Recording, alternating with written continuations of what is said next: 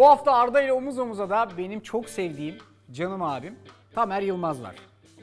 Merhaba Arda. Ne haber abi, hoş geldin. Geldik, iddialıyız. Valla. Vallahi direkt ben iddiaya geldim. Abi ben iddialı insanları severim.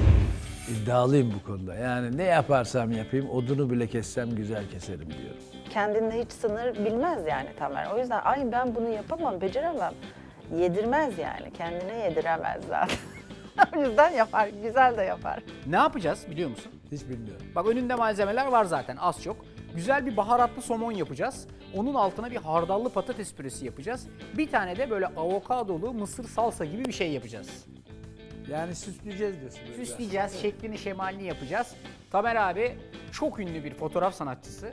Estağfurullah, fotoğraf sanatçısı demeyelim. Fotoğrafçı diyelim. Yani biz bu işi parayla yaptığımız insanlar olduğumuz için fotoğraf sanatçıları başka adamlar. Peki, Tamer abi çok gönülden bir insan. Müthiş bir fotoğrafçı.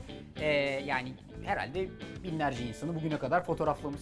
Vallahi öyle. Beni bile fotoğrafladığına göre herkesi fotoğraflamıştır diye düşünüyorum. Çok güzel bir yemek yapacağız. Abi sırasıyla beraber yapacağız. Tamam. Benimle omuz omuza kalırsan 2 tane şahane tabak çıkaracağız.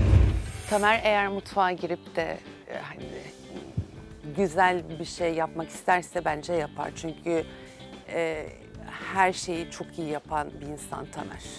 Yalnız bu programı çok fazla yaymasak, çünkü ben bunu güzel yaptıktan sonra evde bana yemeği yaptıracaklar. Onun için şey yapmayalım yani. Bu güzel bir nokta. Yani ben bunu evde yemek yapmak istemiyorum. Yani. Tamam abi, sen evde yemek yapma. Ben gelir yaparım. Ayten Tamam. de yapar zaten.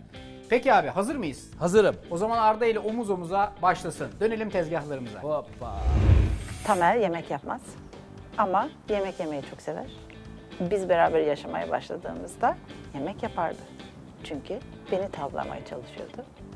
Güzel bir süreçti, sonra bitti. Ya bugün mutfakta bir efsane var benim için. Tamer abi, Tamer Yılmaz süper bir adam. Yani benim çok sevdiğim bir insan. Hem karakter, hem şahsiyet, hem de yetenek olarak. Bugün valla o mu heyecanlı olacak, ben mi heyecanlı olacağım bilmiyorum. Çünkü onunla beraber bir yemek yapmak çok keyifli. Allah için bir tane baktık. 2 miydi? Bir tane. Belki 2. Yok, 3 yok. 3 yok. Ne yapıyorsun abi? Nereye geldin ya? Eğer Tamer abi o segment çıkartırsa, segment, O ne demek? omzuma alacağım, buradan evine kadar götüreceğim. Segmentte birinciyim de bu segment değil. Tamer abi. Tamer abi. Evet. Sipariş geldi, başlıyoruz abi. Hemen abi. Hadi abi buyurun, hemen başlıyoruz. Adamları bekletmeyelim. Bekletmeyelim. Kırmızı soğanla başlayalım Tamer abi. Ne yapacağız kırmızı soğan? Kırmızı soğanın önce kabuklarını soyalım. Kırmızı soğan nerede? Kırmızı soğan önünde abi. Kırmızı soğan önünde. Kırmızı soğanın kabuklarını soyup Heh, şöyle ince ince doğrayarak işe başlayalım. Çok küçük doğruyorsun abi. çok küçük derken? Yani brunoise doğruyorsun Tamer abi. Brunoise. Tamer abi evde misin? Evdeyim, evde Heh. bakıyorum ya. Mümkün olduğu kadar küçük doğruyorsun ki bunu, çünkü çiğden yiyeceğiz. Salsanın içerisinde iyice parça parça olsun.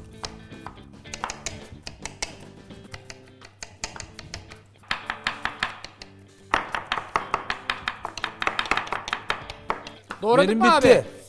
Tamam, şimdi bu doğradıkların hepsini önündeki cam kaselerden bir tanesinin içerisine al.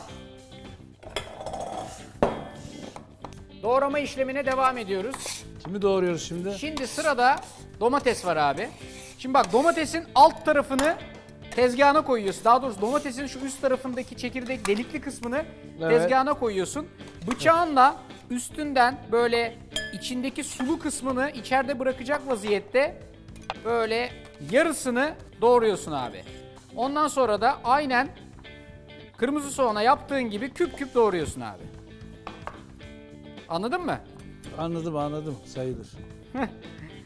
Oğlum bu domates işi iyi iş değil. Abi domates daha başlangıç ya. Nasılsın Tamer abi görüşmeyeli? Ne var ne yok? İyi misin? Sen beni şimdi konuşturtuyorsun. Ha. Sonra geç bıraktırıyorsun diyorsun. Tabii. Domatesi şahane bir teknikle doğramış. Ben sadece dış etli kısımlarını al demiştim. O 4'e bölmüş. Böyle bir elma dilim çıkartmış. Yani nevi şahsına münasır bir kişilik Tamer abi yani. Her şeyi bir farklı yapabilir. Domatesle de bu farkını ortaya koydu. Arda. Efendim abi? Oğlum bu böyle kameranın önünde atıp tutmaya benzemiyormuş. Bu domatesleri ne yapacağız? Abi domatesleri dış kabuğunu kullanacaksın. Yani içindeki çekirdekli kısmını hiç kullanmayacaksın. Çekirdekleri alıyoruz abi. Ha, çekirdekli tamam. kısmını al. Yarım domates kullanıyorsun abi. Yarım. Tamam, oldu, anladım. Tam değil. Vallahi domates zorladı. Yani basit domates. Böyle bir şey dedin ondan anlamadım. İçini dışarı çıkarıyoruz. Beni yani böyle bir çok teknolojik olarak anlattığın için orada bana şey geldi. Böyle ya bu herhalde çok önemli bir şey yapıyoruz da orada bunun içini bir enteresan hani böyle karpuzları falan böyle yuvarlak yuvarlak öyle bir şey yapacağız zannettim. Meğersem onu sonradan desene kuru küp küp doğrayacağız, ben onu yaparım. Avokadoya geçiyorum abi. Sen avokadoya geç, ben de az sonra geçeceğim. Abi çabuk hızlan ama vallahi yetişemeyiz bak. Avokadoda şöyle yapıyoruz abi. Bıçakla ortadan ikiye böyle etrafındaki çekirdeğin etrafı boyunca dönüyoruz. Sonra zaten önce çekirdeği de çıkmış oluyor. Yarım Tamam. avokadoya ihtiyacımız var. Eğer kabuklar böyle kolay soyulabiliyorsa onu soyalım. Ama soyulmuyorsa bir kaşık alalım abi. Evet. Geldin mi avokadoya? Geldim. Domatesleri güzel doğradın mı abi? Doğramak üzereyim. Üzeresin. Ben domatesi sonra yapacağım. Benim özelliğim o. Ha öyle mi? En son peki tamam. Abi böyle improvize işleri severim ben ya. Sen öyle yapacağım diyorsan Yani tamam. illa ha? Öyle yapacağım diyorsan tamamdır. Abi kaşıkla Ha. bak avokadonun kabuğunu içindeki etli kısmından güzelce ayırıyorsun. Evet. Kaşık kullan ki o koyu yeşil kısmı da üstünde kalsın. Sadece açık yeşil kısmı kalmasın.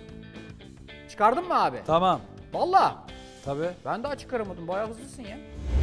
Ya Tamer abinin benim yaptığım hıza yetişiyor olması onun bence el yeteneğiyle alakalı. Çünkü çektiği fotoğraflardan, kurduğu setlerden, genel ortamından ve tez canlı yapışından bana yetişebileceğini tahmin ediyordum ama bu kadar eşgüdümlü gideceğini pek tahmin etmiyordum.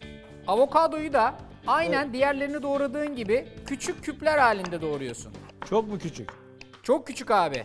Normalde hani büyük bıçakla çalışmanın avantajı zaten hep odur. İstediğin gibi rahat rahat doğrarsın abi. Önünde bir sürü bıçak var. Hangisini kendine daha rahat hissediyorsan onunla çalışabilirsin.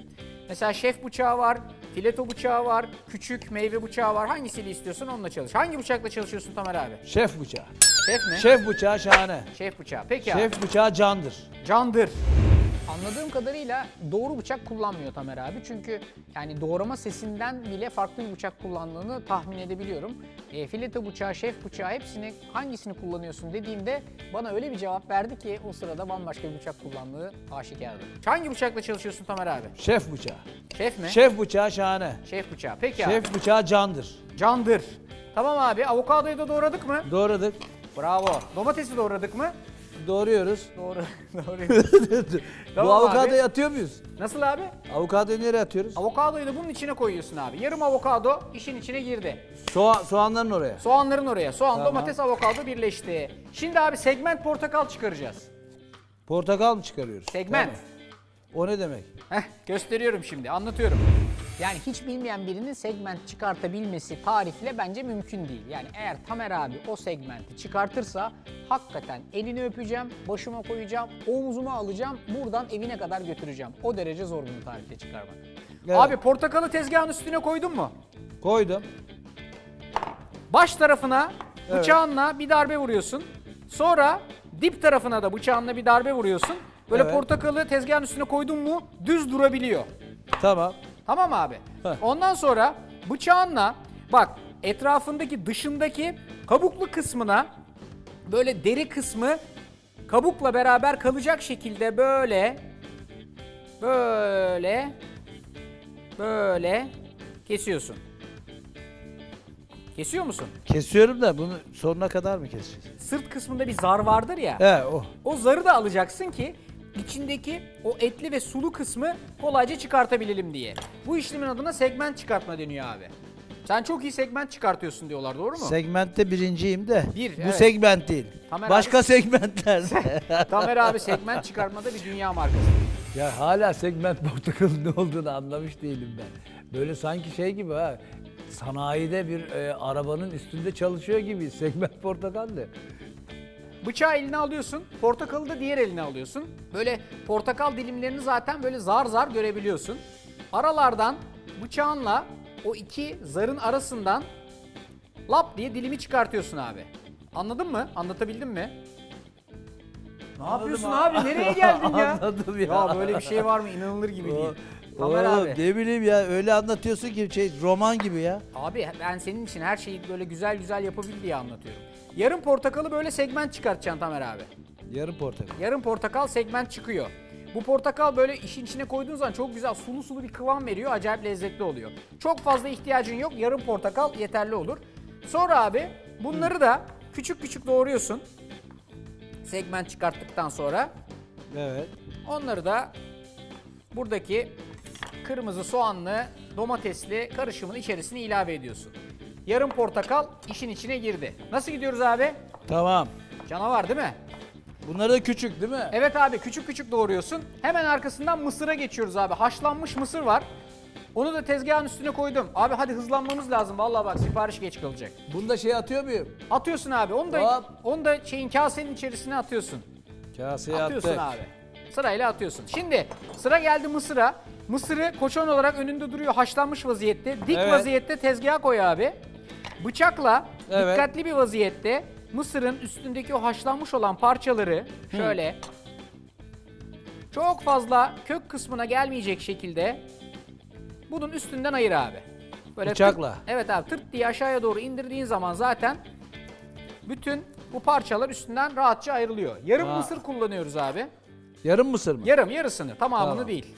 Tamam. Onu da böyle kestikten sonra elimizle şöyle hafiften bir parçalayalım. Böyle tane tane mısır taneleri olsun. Tamam. Bunu da buradaki hazırladığımız karışımın içerisine ilave ederek yola devam ediyoruz.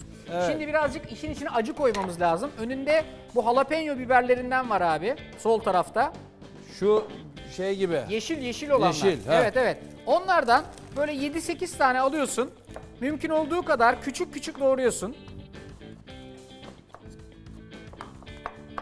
Onları da bu karışımın içerisine ilave ediyorsun. Bu bizim aslına bakarsan salsamız. Vay vay bıçak kullanma tekniklerine bak. Tak tak tak tak filan. Üstüne bir parçacık tuz atıyorsun Tamer abi. Tuz, tamam. Birazcık tuz. Biraz derken? Biraz böyle bir küçük çay kaşığı gibi. Şöyle bir parçacık zeytinyağı. Yaklaşık o da bir kaşık kadar. Birazcık daha böyle kışkırtıcı bir aroma olsun diye önünde taze kişniş var. Üstünde bak peçeteyle kapattık ki sönmesin diye. Ha. 4-5 dal kadar taze kişnişten böyle yapraklı kısımlarını alıyorsun. Bir şey söyleyeceğim. Bu Heh. kişnişi bazıları sevmiyor ha. Belli Abi, değil, böyle yani nefret ediyorlar ya. İstiyorsan koyma ama Yok bence ben severim de yani kişniş hani güzeldir. Böyle kışkırtıcı bir aroması vardır. Yani böyle ince ince doğruyorsun. seven ya seviyor ya sevmiyor. Yani öyle bir durum. Kişniş çok iyi benim için ama yani ben şuradan tecrübeliyim. Bizde Ayten Hanım kişniş koyuyor ve bazı misafirler nefret ediyor. Yani sevmiyor değil, nefret ediyor. Oturamıyor bile. Bak Bunları bunun hepsini- da parçalıyor muyuz? Evet abi onu da ince ince doğruyorsun. Sonra her şeyi güzelce bir karıştırıyorsun abi. Bu bizim mısırlı yanındaki servis edeceğimiz salsamız. Her şeyi karıştırdıktan sonra bir tadına bak Tamer abi. Oh süper. Ama birazcık ekşi istiyor Tamer abi. Öyle Bak mi? tadına. Ne diyorsun? Olur olur. Olur mu? Önünde bir tane lime var. Bu lime'ın kabuğunu zest yapacağız Tamer abi. Lime'ın kabuğunu zest yaptın mı daha önce hiç? Lime nerede ya? Lime önünde duruyor. Zest yaptın mı? Zest mi? Evet. Bak orada Öyle sarı saplı söylüyorsun bir ki tane sen zest. bayağı böyle hani teknik şey gibi ha. Abi zester'la zest yapacaksın. Bak önünde bir tane sarı saplı zester var. Onunla böyle küçük küçük etrafındaki, dışındaki, kabuğundaki yeşil kısmı alacaksın. Sarı saplı zestir ha. Heh gördün mü? Tamam gördüm. Tamam abi. Hah, Böyle buyur. güzelce... Şimdi bundan ne alıyoruz? Kabuğunu Bunlar- mu alıyoruz? Lime'ın dış kabuğunu böyle güzel güzel zest ediyorsun abi içine. Yani böyle tıraşlıyoruz gibi. Evet abi tıraşlıyorsun abi. Abi o zest bana böyle şey gibi, jest gibi geliyor. Yani bu nasıl bir zest diyor? Zest. Ulan, jest diyor, ne dedi diye bakıyorum ben. O zest sonradan biraz bakarak anladım yani konuyu. Yoksa mümkün değil. Bu Bak, lime'ın bak. yarısının suyunu kesip ortadan içine sıkıyorsun. Bu ne kadarını zest ediyoruz bunu? Abi bütün kabuğunu zest edebilirsin. Çok be. Peki yarısını yap. Yani çok ekşi gelebilir yani. Tamam abi hepsini beraber bir karıştır sonra. Şöyle bir de tadına bak. Lime'ın suyunu ne yapıyoruz? Lime'ın yarısının suyunu içine dahil ediyorsun abi. Şimdi birinci işlemimiz tamam. Süper. Hızlanmamız lazım abi. Ocağı yak lütfen. Tavayı. Hangisini? Yani orta ısıda bir tanesini Büyük yak. tava. Evet büyük tava. Altını yak. Hafiften bir tavayı yavaş yavaş ısıtmaya başla abi. Bir tane küçük kesme tahtan var, yan tarafta duruyor. Balık Evet, kesme evet. tahtası o. Önünde de senin için hazırlanmış olan büyükçe bir parça somon var. Şimdi abi bu somonu bir temizleyeceğiz biz. Somonumuz birazcık temizlenmeye ihtiyaç duyuyor. Fileto bıçağını al abi. Şu ana kadar şef bıçağıyla mı çalıştın? Evet. Şimdi İkisinden fileto de bıçağını al çalıştım. abi. Önünde bir tane böyle esnek, ince fileto bıçağı var. Evet. Şimdi üst kısmında bak abi böyle hafiften beyaz, birazcık böyle yağlımsı bir katman var böyle zar gibi, görüyor Evet, musun? şu. Evet, her iki tarafta. Onu böyle güzelce ve dikkatli bir şekilde işin dışına çıkart. Bak çekirdekleri, ay çekirdek nereden çıktı ya? Yani bir parça şeyleri filan da var, kılçıkları da var. Onları da hafif oyunun dışına çıkartmanı istiyorum senden. Birazcık temizleyelim. Nasıl gidiyor Tamer abi? İşte gidecek. Şimdi Gidecek. Salsayı güzel yaptın mı? Salsa yani oynayacak biraz sonra. Vallahi o da Brezilya'ya gidince efsane oynar biliyorsun. Ha? o. Brezilya'ya götür oynasın yani öyle güzel. O da... Abi işte bak ben senden bunları duymak istiyorum. Seninle beraber o tarifleri yaptığımız günlerde hep böyle şeyler çıkartıyordun sen. Biz Tamer Vay abiyle vay beraber... vay vay şuraya bak be. Çiçek mi diyorsun? Çiçek çiçek. Çiçek. Müthiş.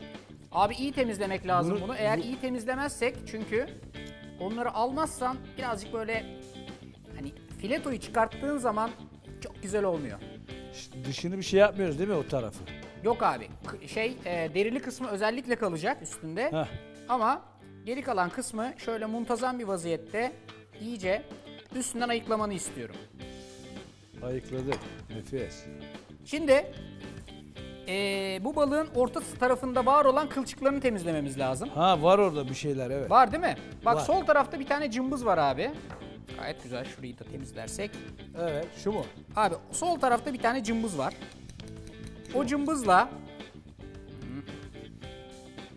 O cımbızla balığın ortasında bak parmağınla şöyle yürüt. Bak bir sürü kılçık görüyorsun bak ortasında. Evet, evet, Görüyor görüyorum. musun abi? Evet. Onları dikkatli bir vaziyette o cımbızla çekip ayırmanı istiyorum. Bu tek tek bitmez. Aa bitmez olur mu ya? Biter. Tavan ısınıyor mu Tamer abi? Tava ısınıyor. Tavaya yağ bağ koymadık. Yok ha. hiçbir şey koyma. Yalnız çok aşırı ısınmasın tavan, olur mu? Yani Ben böyle ona- kontrollü hafif bir ısıda ısınsın. Ben Yavaş bunu yavaş. En aşağıya getirmiş. Evet abi, tebrik ediyorum. Cımbızla böyle tek tek çeker gibi çıkartıyorsun abi. Vallahi var ya bunlar bir şey bitmez abi. Buraya operatör doktor lazım. Abi seni getirdik operatör doktor yerine, seni getirdik. Tamer abi Buyur. hiç bana bakmadan mı yapıyorsun yoksa aralarda bakıyor musun? Ya ilk başta baktım sonra kendimden utandım. Dedim ki bakmadan yap. Bence bir Tamer Yılmaz zaten bakmadan bütün bunları yapabilir abi. Norveç zaten Ayten'in memleketinin balığı değil mi? Evet bu yani kuzey. Ben bunun en iyisini nerede yedim biliyor musun? Neredeydin abi? Mehmet Yaşin'le birlikte Alaska'ya gitmiştik. Alaska'ya. Evet. Ne abi? Orada yani hani somonun en kralını yedik. Bir daha da Tillahını- ondan beri yani çok somon yemedim. Çünkü Vallahi mi? vallahi Şimdi çok kendi yaptığın somonu yiyeceksin abi. Somonun tillahını yedim diyorsun. somon dediğin şu domates rengi gibiydi yani. Ne güzel abi. Şimdi abi ben ortasındaki kılçıklarını çıkarttım. Sen de çıkarttın mı? Çıkarttım sayılır. Şimdi aşağı yukarı 2 ya da 3 parmak hesaplıyorsun abi. 3 parmak koyuyorsun ve böyle kalınca büyükçe bir dilim çıkartıyorsun abi bu somondan. 3 parmak şeyden. 3 parmak evet. Böyle boylamasını 3 parmak koyuyorsun. 3 parmak bu somonu Yani şu dilimliyorsun. uzunlamasına değil de böyle şey ne? Evet abi parça oluyor. Yani böyle ince uzun değil de ya yine ince uzun da böyle Tamam. hani filetonun şey Evet. tarafı sana baksın. Tamam Geniş çıkarttım. tarafı böyle 3 parmak çıkartıyorsun bundan. Yani 4 tane çıkıyor. 4, duruma göre 5. Benimki mesela birazcık daha büyük, 5 tane çıkartabilir ama biz şimdi bir tane yapacağız. Tabaklama. Normalde restoranda bütün bu porsiyonlama vesaire işleri önden hazırlanır, yapılır abi. Biz tembel bir ekipmişiz, sona bırakmışız. Mesela değil mi? Şimdi 3 parça hazırladım. Çok zor. Şunu da artık kenara kaldırabilirim. 3 parça mı yapıyoruz? Ya ben bir parça hazırlayacağız toplamda. Ya Tamam. bir tane şöyle güzel çıkarsan yeterli olur Tamer abi. Tamam. Tamam abi. Devam ediyoruz. Şimdi bir baharat karışımı hazırlayacağız. Var mısın? Şimdi abi önünde bir sürü baharat var. Bunlardan güzel bir karışım hazırlayacağız. Soğanı, sarımsağı ve benzeri hepsini kullanacağız. Bir kaşık kadar en çok soğanı koymamız lazım. Bir kaşık kadar Bunu nerede hazırlıyoruz? soğan. Şeyimiz Abi nerede? herhangi bir cam kasenin içinde, bir tabakta, nerede istersen Koca hazırla. camda. Ha, istediğin bir yerde hazırla. Arkasından yarım kaşık kadar böyle küçük sarımsak. Yine böyle çorba kaşığıyla çalış. Ucu kadar birazcık akbiber. Ucu kadar tatlı toz kırmızı biber. Bir küçük tutam kalın tuz. Arkasından diğerleri şurada olması lazım. Evet. Sol tarafında abi Sarımsağı fırının- koydun mu sen sarımsağı? Sarımsağı koydum. Fırının üst tarafında şey var, diğerleri var. Bir Evet. küçük kaşık kimyon, bir küçük kaşık toz kırmızı biber, bir küçük kaşık da köri koyuyorsun abi. Diğer önündeki baharatları da koyuyorsun. Bu da senin baharat karışımı. Şimdi Tamer abinin yaparken kullandığı baharatlarda birazcık çeşitleme yaptığını düşünüyorum. Çünkü ben ondan koy, ondan koy, ondan koy dedikçe o tamam. Ben bile ne söylediğimi o hızda aklımdan geçirerek bir kere daha düşünce süzgecimden süzüyorsam onun bu hıza yetişmesine imkan yok. Araya belki bir yeni bahar girmiştir, belki bir tarçın girmiştir. Tadarken bakacağız. Baharatları seçerken şöyle yaptım. Yani sen oradan bir şey söylüyorsun ama bir müddet sonra o söylenenler bende böyle hiç sessiz bir hal aldı. Ve kendi kafama göre ne yapayım? Hani en son bir kaşık kalmıştı mesela, bir çay kaşığı bir yerde. Dedim herhalde bunlar hep çay kaşığı gider. Çok kuvvetlileri çay kaşığı, az kuvvetlileri çorba kaşığı olarak koydum. Hepsini beraber güzelce karıştırıyorsun abi. Bu da bizim balığı lezzetlendirmek için kullanacağımız baharat karışımımız. Sonra tabağın içerisine baharat karışımını döküyorsun. İyice yayıyorsun. Sonra balığın abi etli kısmını, yani derili kısmını değil, etli kısmını bu baharat karışımına iyice buluyorsun Tamer abi. Üstünü, altını, kenarını iyice... Baharatı yağ koymuyor muyuz? Yok abi, hiçbir şey koymuyorsun. Kuru kuru. Her tarafını bu baharatla iyice beziyorsun abi. Tavan ısındı mı Tamer abi? Herhalde Artık inşallah. ısınmıştır. Şimdi önünde bir küçük kasenin içerisinde tereyağı var. Bu klarifiye edilmiş, yani içindeki bütün yanma unsurlarından ayrışmış. Yani içindeki bütün her şeyden ayrılmış bir tereyağı. Bunu bir kaşık kadar alıyorsun ve tavanın içerisine koyuyorsun Tamer abi. Koydun mu? Bu yağdan mı koyuyorum? Evet, önündeki o yağdan bir kaşık kadar koyuyorsun ve böyle güzelce tavanın içerisinde yağı eritiyorsun. Bir dolu kaşık kadar. Sonra yağın eridiği an itibariyle balığını alıyorsun ve balığın baharatladığın etli olan kısmını, iyice baharatladığın o etli olan kısmını erimiş olan yağın içerisine doğru koyuyorsun. Yani derili olan kısım sana bakacak. Derili Sonra olan kısım sana bakacak, baharatlanmayacak yukarıya mı? doğru bakacak. Evet, derili olan kısım yukarı bakacak. Baharat olmayacak orada değil mi? Orada baharat olmayacak. Sen deriye baharat mı koydun? Yok. He, tamam. Bu tarifi yaparken somonun etli olan kısımlarını baharatı bulamak lazım. Derili olan kısım zaten yağın içinde tamamen pişiyor. Tamer abi her tarafını buladı. Yani çok bir işe yaramıyor çünkü alt taraftaki derili kısmı bulamak. Ama Tamer abidir bu. O ne yapsa, yani çiğ balık bile yapsa yiyecektir zaten. Baharatların eksiği yok, fazlası var. Baharatlar bol bol koydum. Çünkü baktım ki sen baharatı söyledikçe söylüyorsun. Ben de oradan kendi kafama göre güzel baharatlardan böyle hoş olabilecek eski tecrübelerime de, eski tecrübe ne demek? Yani Ayten'in yaptıklarına bakarak ne baharat gider, onlardan da birazcık fantazi dünyamızda yer aldı. Abi koyduktan sonra balık çok fazla çekmesin diye Heh. böyle parmaklarınla hafifçe üstüne bastırmanı istiyorum. Birkaç dakika kadar. Bu böyle koyduk. inceden şöyle güzelce bir renk alacak. Abi hızlanmamız lazım çünkü bu dakika itibariyle artık her şey hızımıza bağlı. Çünkü tabaklamaya çok az kaldı. Tamer abi hiç konuşmuyorsun, beni korkutuyorsun vallahi billahi. Vallahi billahi ben şimdi konsantrasyondayım yani böyle. Heh, Hop. tamam mı abi? Bunun Güzel yan güzel tarafları böyle- bir şey olmadı. Ne olmadı? Yan taraflarına bir şey olmadı. Dur abi daha olacak onlar. Şimdi hafiften bir renk alıyor mu sence? Görmüyorum daha. Alacak inşallah. Bence müthiş. Aldı bile. Abi önündeki spatula ile bunu ters çevir. Baksana müthiş renk aldı. Ve nasıl topluyor hemen gördün mü? Görmedin. Yapmadın çünkü.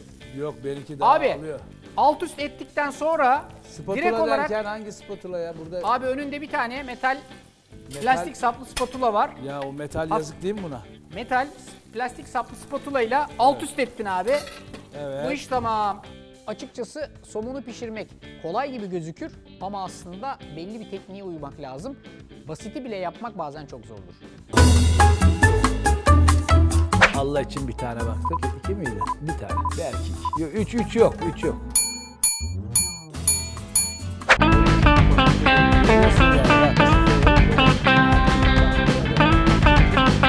Mutfakta aldım. Mutfakta Ayten. Şimdi hemen patates püremizi de hazırlayalım çünkü tabağa çıkartacağız. Tezgahın üstünde bir tane torşon var Tamer abi. O Bunu torşonu... çıkartıyor muyuz üst içinden? Daha çıkarmıyoruz. Neyi? Yok ters çevirip hemen fırına atıyorsun. Fırına. Evet evet. Sen attın mı? Oo çoktan. Abi şöyle. Şimdi patatesler sıcak. O yüzden elini yakmaman lazım. Üstündeki kabuğu çıkartmak için avucunun içerisine o kırmızı beyaz torşonlardan bir tanesini alıyorsun. Patatesi de üstüne koyuyorsun. Tamam mı? Patatesin hangisini alıyorum şimdi? İkisini birden yapacağız abi. Üstündeki kabuğunu soymanın en kolay yolu bu Tamer abi. Böyle koyuyorsun üstüne Evet. ve kabuğunu çıkartıyorsun. Çıkarttın mı? Çıkarttım. Bravo. Sayılır. Tamam. Bak en kolay böyle. Elin yanıyor mu? Yanmıyor olması lazım. Ya benim elim yanmaz. Bravo. Yani oradan avantajlıyım. Niye yanmıyor abi senin elin? Deklanşöre çok basmaktan. Ya biz çok şömine falan yakıyoruz da odunlarla bol bol şey yaptığımız için, He. hareket ettiğimiz için bol yaktık. Ondan sonra bunlar şey gelmiyor. Yani yanıcı madde olarak gelmiyor. Bakayım abi. Süper. Abi niye öyle bir şey yapıyorsun ya? Baksana şunu yapsana şöyle. İnanılmaz. Böyle bir teknik önünde gördüm. Görüyorsun yani bak. Tebrik çat ederim. çat Senden bak. öğrenecek çok şeyimiz Bak, var abi. hop, abi Müthiş. baksana, hızlı Müthiş. gidiyor. Vallahi süpersin. Benden iyi gidiyorsun. Yani en azından bir zesterla patates soymak nasıl olur onu gösterdin bize yani. Ya, Onu da- torşun değil de zestir bizimki onu da zestir. onu da görmüş olduk yani. Değişik bir metot seninki. Patatesi olağanüstü soyarım ben. Nasıl soyarım? Böyle kağıt gibi çat diye alırım. Yani o aletin adı neydi? Bir şey vardı böyle bir alet vardı. İçi zesti yaptığımız alet. İşte o alet patates için güzel bir alet. Tamer abinin patates soyma tekniği benim için bambaşka bir yerde. Çünkü hakikaten hiç denememiştim. O zesterla patates soyma, o zest aletiyle patates soyma gerçekten çok acayip bir şey. Oluyormuş yani. Ben de bugün bunu gördüm. Peki abi patateslerimiz hazır sıcakken bundan güzel bir püre yapacağız. Evet. Şöyle yapacağız. Kabuğunu soyduğumuz patatesleri yine bu tencerenin içerisine alacağız Tamer abicim. Aynı tencerenin değil mi? Aynı tencerenin içerisine alacağız ve bunları şöyle güzelce bak Evet. bir ezicin var. Orada Var, duruyor. gördüm. Onunla beraber şöyle iyice bir ezeceksin abi. Bunun içinde biraz su var, onu tıkıyorum. Dök abi fazla suyu kalmasın. Çünkü zaten istediğimiz sıvılık kıvamını tereyağla ve kremayla beraber yakalayacağız. Şimdi Evet. abi bunu ezdik ya. Daha güzel ezebilmek için önünden bir ya da iki parça kadar tereyağı al, bunun içine at. Hala hazırda sıcakken zaten tereyağı hızlıca eriyecektir bunun içinde. Bunu eziyor muyuz şimdi böyle? Eziyoruz abi ve tereyağı atıyoruz içerisine. 2 kaşık kadar da Evet. krema ekleyeceksin üstüne. 2 ne kaşığı? 2 çorba kaşığı abi. Kremayı da ekleyeceksin. Böyle iyice bunu güzel güzel ezeceksin abi. Çok. Sonra içerisine birazcık tuz koyacaksın. Patates tuzu seviyor biliyorsun. Bayılır. Birazcık da akbiber. Beyaz biber yani. Karabiber koymayalım ki rengi çok dönmesin. Birazcık da akbiber koyacağız abi. Bu arada fırındaki pişiyor. Servis etmeye ve tabaklamaya çok az vaktimiz kaldı. Önünde muskat var Tamer abi. Muskat, ceviz. Bak, evet, muskat cevizi. Ondan da alıyorsun. Bu muskat cevizinin aşağı yukarı 1/3'ünü bunun Evet. içine rendeliyorsun. Önündeki kasenin içinde rende var. 1/3'ünü rendeledikten sonra abi aynen ezmeye devam ediyorsun. Muskattan mis gibi bir koku geldi Tamer abi. Tamer abi çok kolay bir Bu bölüm mü muskat var ya en sevdiğim şeydir yani. çok kolay bir bölüm mü seçmişiz senin için? Hiç zorlanmıyorsun. Vallahi billahi Allah razı olsun. Vallahi hiç zorlanmıyorsun ya. Her şey çok Yani- rahat gidiyor yani. Domates haricinde Baharatlarla aran nasıl Tamer abi? neyle? Baharatlarla aran nasıl? Baharatı çok severim. En sevdiğim. Valla. Vallahi. Kullanıyor musun peki çok mutfağında? Vallahi Ayten çok kullanıyor. Yani baharatsız hayat yok. Geçmiyor. Peki abi. Şimdi bunu yaptıktan sonra bir kaşık kadar da taneli hardal koyuyorsun. Bir çorba kaşığı kadar. Taneli hardal çok acayip lezzet katacak buna. Hangisine koyuyoruz yine bunu? Patates püresini abi. Bunu ilk defa gördüm. Taneli hardalı mı? Yani taneli adını biliyorum da patates. Püreye mi? Tamam abi. Onu da koyduktan sonra iyice bir karıştırıyorsun. Bak böyle bayağı gövdeli. Bu taneli adlar nerede? Önünde abi kasenin içerisinde taneli hardal. Ha. Heh gördün. Taneli değil bu. Ben taneli deyince daha taneli Yok bekliyorum. bu hafif taneli abi senin için. Bu Daha az taneli. Az taneli aynen öyle. Ne kadar koyuyorduk? Abi bir yemek kaşığı kadar koyuyorsun. Hepsini. Devam mı? Devam. Abi şimdi bak patates püren iyice gövdeli olmuş olması lazım. Böyle kalınlaşmış olması lazım yani. Bir tane spatula al. Bak Evet. spatula ile Evet. böyle iyice eze eze istediğin gibi bir kıvam verebilir bir hale geliyorsun. Doğru mu abi? Şimdi ben Böyle- şeyinin kıvamını veremedim daha. Dur şunlar Abi hepsi dur bir- kıvamını verdin sen onun. Kıvamını Ezdin, verdim ezdin. de yani Heh, karışsın diye böyle karış tabii. İyice karıştıralım abi. hardal bir tarafta, muskat bir Kalmasın. tarafta olmasın. Tebrik ediyorum. Değil mi İşte arkadaşlar? ustalık abi. Ustalık, tecrübe konuşuyor ya. Seni Tane tane bak şimdi gördüm ha Heh, her yerde. Oldu mu abi? Her Süper. yerde gördüm. Tamam. Şimdi tabaklama işine geçiyoruz. Bu patates püresinin yarısı kadarını böyle spatulanla alıyorsun abi. Evet. Sonra hafiften o spatulayla böyle bir hani mekik vardır ya böyle pastanelerde mekik vardır ya. Evet. O mekikle beraber bir hani o mekik olacakmış gibi sanki spatula ile beraber bir şekil Bunu veriyorsun hangi abi. tabağa yapıyoruz ya? Abi bu tabağı yapacağız. Ha, bu tabağı. Bu tabağı. Bak yarısını böyle spatula var değil mi? Evet var. Tebrik ediyorum. Spatula ile böyle bir sanki bir mekik olacakmış gibi o pastanelerdeki hani vişneli mekikler vardır ya. Evet. Evet mi? Mekik kim? Ne? Mekik kim? Mekik kim? Abi bak böyle bir mekik şekli verdikten sonra tabağıma alıyorum ve artık tabaklama işine geçiyorum Tamer abi. Şimdi o mekik olan patates püresini tabağımın sol tarafına doğru koydum. Mekik dediğin bu şey gibi mi? ya? Abi vardır ya böyle hani pastanelerde. Bizim kaşık helva gibi desene. Kaşık helva. Ya. Kaşık helva. Yani millet... Patates püresinin şeklini tarif ederken mekik olarak tarif ettim. Çünkü Tamer abinin tevellüt eski.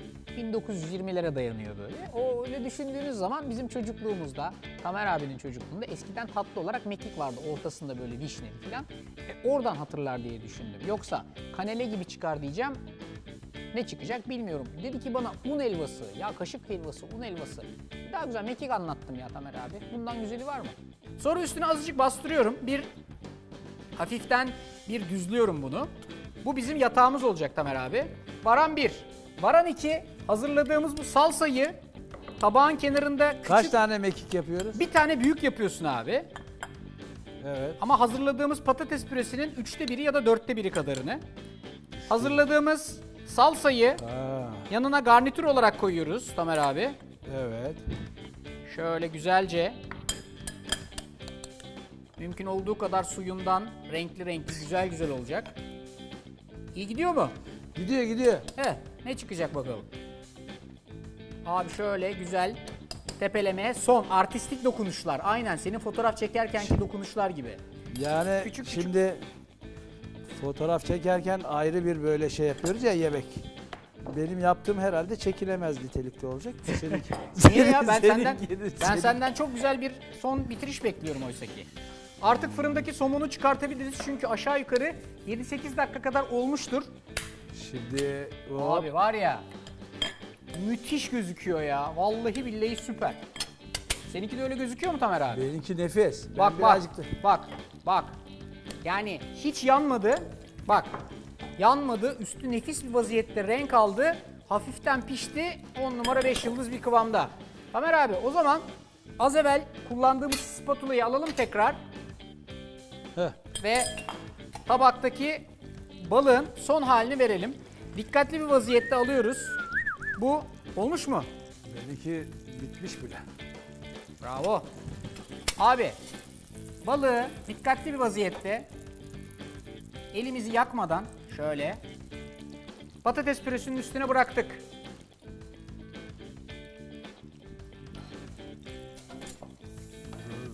Son dokunuşları yapıyoruz Tamer abi. Biraz kaldı. İnce bir dilim lime kesiyorsun. Ortasından lime'ın bıçağınla bir darbe vuruyorsun ve şöyle 8 haline getiriyorsun bunu üstüne. Arkasından Bir daha lime mı koyacağız? oraya? lime'dan bir dilim kesiyorsun Tamer abi. Bana hep bakıyormuşsun gibi geliyor sanki Yok ama. ya. Bakmıyor musun? Bir kere baktık baştan işte o kadar. O kadar mı? O Başka kadar. Allah için bir tane baktık. 2 miydi? Bir tane. Belki 2. Yok 3 yok. 3 yok. Son üstüne süslemek için azıcık da bir kişniş. Spatula bunda yanmaz mı? Yanmaz abi. Hadi servise çıkaracağız. Hazır mısın? Dur. Hadi yap tabaklamanı Dur abi. be, dur. Duru kalmadı ki, bitti. Benim tabak hazır, servise çıkacak. Son küçük dokunuşlarını da yap abi. En son Eyvah. olarak şöyle azıcık bir zeytinyağı gezdir. Hop, bu iş tamam. Hazır mısın Tamer abi? Dur. Abi hadi benim tabak çıktı ya. Senin tabak 2 kişi mi yiyecek? Abi tabak çıktı, tabak. Hazır mısın? Lime'ını yapamadık. Lime'ını da yap abi. Hemen kes lime'ını. Hemen. Ne kadar çabuk o kadar iyi. İnce mi? İnce bir dilim lime üstüne süslemek için birazcık da kişniş. Tam usta işi yaptın Tamer abi. Yaptın mı? Evet. Lime'ı da şöyle. Heh, son dokunuşunu, süslemeni de yap. Süsleme kişnişle şöyle şey yapalım kişnişine. Tamam abi, ben dönüyorum. Hazır mısın? 1, 2, 2, döndüm. 3. Hadi bakalım. Güzel abi. Çok güzel. Şu döküldü ama. Tamam, olsun. olsun. Evet. Olduğu kadar olmadığı kadar abi. Sen onu öyle yapmışsın. Tabii Ben abi. böyle göz işte şey gibi yaptım. Somonu güzel yapmıştır. Arda kadar iyi midir değil de kendince farklı bir şey yapmıştır diye düşünüyorum. Arda'nın yarısı kadar iyiydim. Arda kadar iyiydim demeyeyim yani. Sezar'ın hakkı Sezar'a, o ayrı bir şey. Ama yarısı kadar iyiydim yani. Yani yenir. Benim yemeğim de yenir yani. Ben onu gördüm. Yenir mi? Yenir. Vallahi Tamer abiyle yemek yapmak tam tahmin ettiğim gibiydi. Çünkü yani ilginç, kendine has bir cool duruşu var. Yani bozamıyorsun ya, ne yaparsan yap. Hızlanıyorsun, yetişiyor. Yavaşlıyorsun, sakinliyor. O cool duruşundan hiçbir şey kaybetmedi. Çıkan tabak da aslına bakarsanız anlattığımın %85-90'ı oranında eşdeğeriydi. Vallahi Tamer abi çok güzel yaptın ya. Yani seninki gibi benzemiyor ama içi daha güzel eminim ha. Vallahi. Tabii. Benimkinden Pişmesi daha- güzel. Benimkinin pişmesi güzel. Pişimi güzel. Peki. Pişimi. Tamam abi, değişelim o zaman. Değiş. Çünkü seninkini ben tadayım. Benim yaptığımı da sen tat. Şöyle. Buyurun. Benimkini yedin mi bir gün yemezsin yani öyle. O derece. Öyle güzel yani. Tamam. Öyle. Neresinden başlamamı tavsiye edersin? Dış kısmından. Balığın dışından. Sırtından. Bakınız. Bakıyoruz. Ha, çok güzel abi. Tam sulu sulu. Böyle 10 numara Bizim pişmiş. Alaska'da böyle pişiriyorlar da onlar yani. Senin şu Alaska'daki balık maceranı çok merak ettim ben ama yani hakikaten. Ya ooo. Fena değil. Değil mi? İdare eder. Birazcık yapmışız. Ya şimdi somonun üst tatlandırmasında yakın baharatlar kullanmış ama yani o kadar net şunu kullanmış, bu eksik kalmış diyeceğim bir şey yoktu. Fakat ya böyle bir tuzda bir farklılık hissettim. Birazcık içerisindeki soğan ve sarımsak tadında bir farklılık hissettim. Netice itibariyle ortaya çıkan sonuç hiç fena değildi. Çok güzel olmuş abi, eline sağlık. Seninkinde balığın tadı daha fazla geliyor ama. Benimki yani mesela balık bayat oldu falan, bu şahane. Balık bayatken yapmayın ama. Balık bayat oldu. Bayat derken yani günlük. Biraz geçmiş. Biraz geçmişken bas Biraz. baharatı geçiyorsun, Evet, değil evet. mi? Bas baharatı bu oluyor. Bu oluyor. Abi çok teşekkür ederim. Müthiş keyifliydi benim için. Ne güzel ettin, davet ettin buraya. Ya müthiş keyifliydi. Vallahi süper oldu. Beraber güzel bir yemek çıkarttık. Bugün konuğum Tamer Yılmaz'dı. Deklanşöre bastığı ve ortaya çıkarttığı güzel fotoğraflar, güzel eserler gibi güzel de bir tabak çıkarttı. Hep beraber Arda ile omuz omuza dedik, değil mi abi? Çok teşekkür ediyorum. Ben teşekkür ediyorum. Nefis bir öğleden sonraydı. Benim için. Mutfakta Arda mı, mutfakta Ayten mi sorusuna ben tın diye cevap veririm. Olsa olsa ben olurum yani. Mutfakta en iyisi. Arda mı, Ayten mi? Ayten demesi lazım tabii ki. Yoksa bu eve gelmesin.